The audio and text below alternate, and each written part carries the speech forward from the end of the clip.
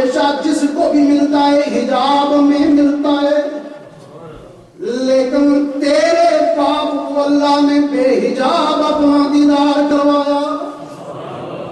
بتاؤ، حضور اور حضرت جعفر آپس میں یہ بات کر رہے ہیں، یہ ہمارا عقیدہ ہے کہ حضور کھڑے زمین پر ہوتے تھے اور آپ کی نگاہ کا یہ عالم تھا کہ آسمانوں پر آپ دیکھ رہے ہیں، روحیں جا رہی ہیں اور روحوں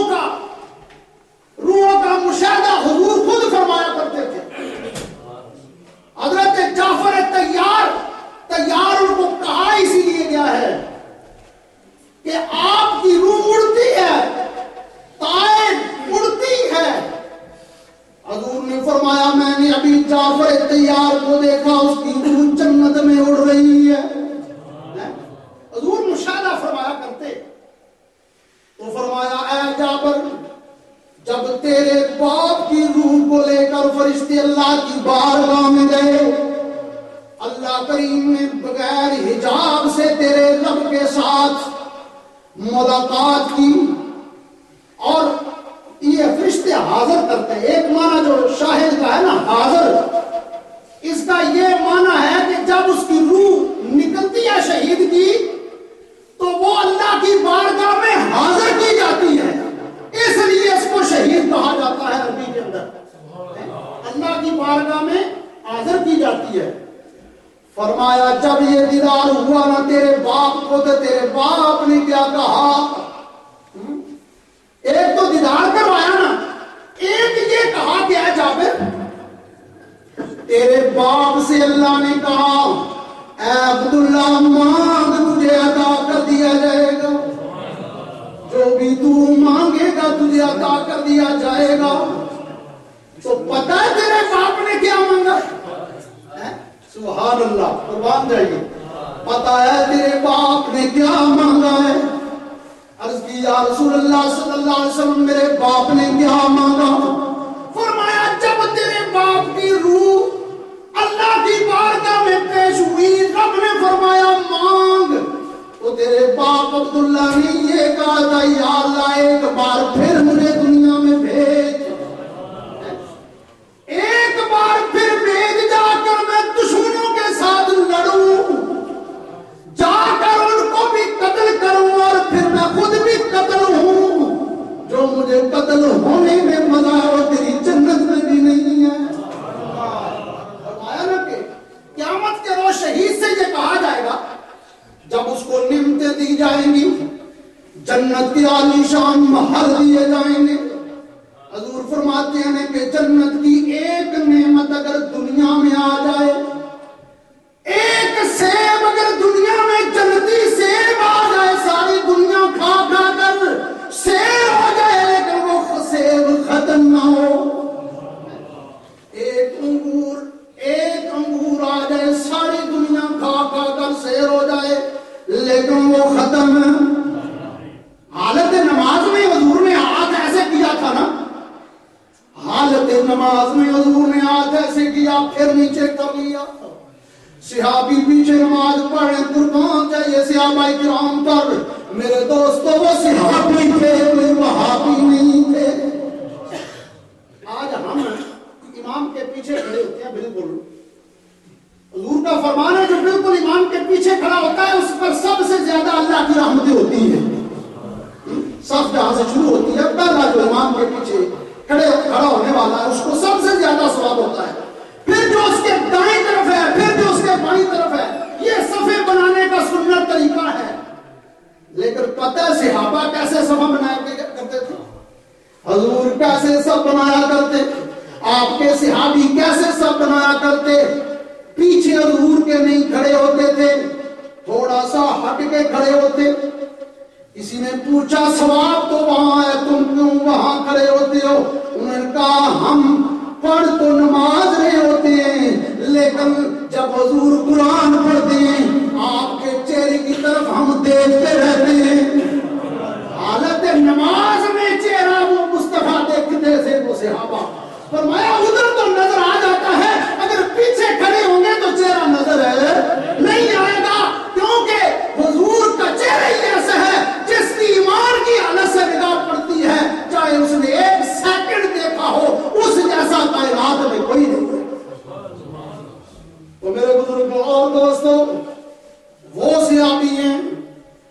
فرمایا جابر تیرے باپ نے مانگا تھا یا اللہ ایک بار پھر مجھے دنیا میں بھیج، شہید کو کہا جائے گا تو نے میری جنت کو کیسا پایا، تو شہید یہ کہے گا یا اللہ تیری جنت بڑی خوبصورت ہے، واقعی اس کے اندر عالی شان نعمتیں ہیں، عالی شان محل ہے، ان کی مثال دنیا کے پھلوں کے ساتھ نہیں دی جا سکتی، لیکن اے مولا جو دیدار، جو لطف جب تلوار دشمن کی چلتی ہے تو جو لطف اس وقت آتا ہے وہ تیری جنت کی کسی نعمت میں نہیں ہے۔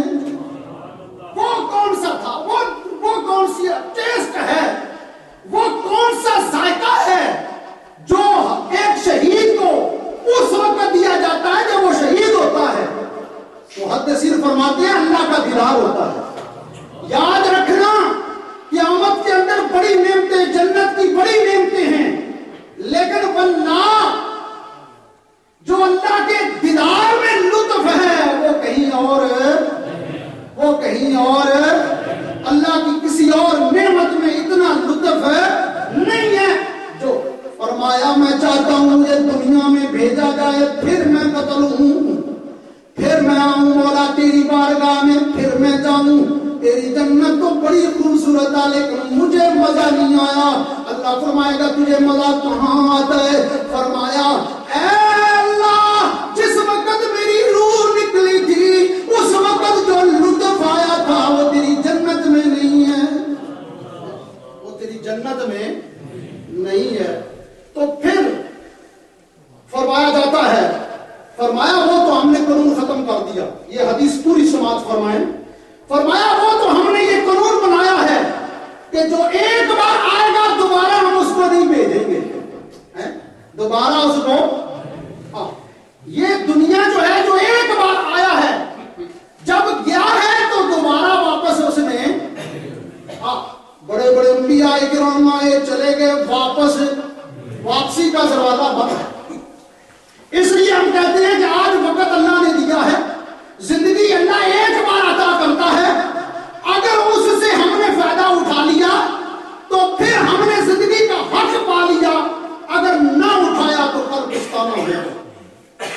اس لیے میرے بزرگوں اور دوستوں اس وقت ہے کہ ہم ہوش کے ناخن لیتے ہوئے ان لمحات زندگی کو ہم ضائع نہ کریں، کیونکہ فرماتا ہے من عمل صالحا من ذکر او انثى وهو مؤمن فلنحيينه حياة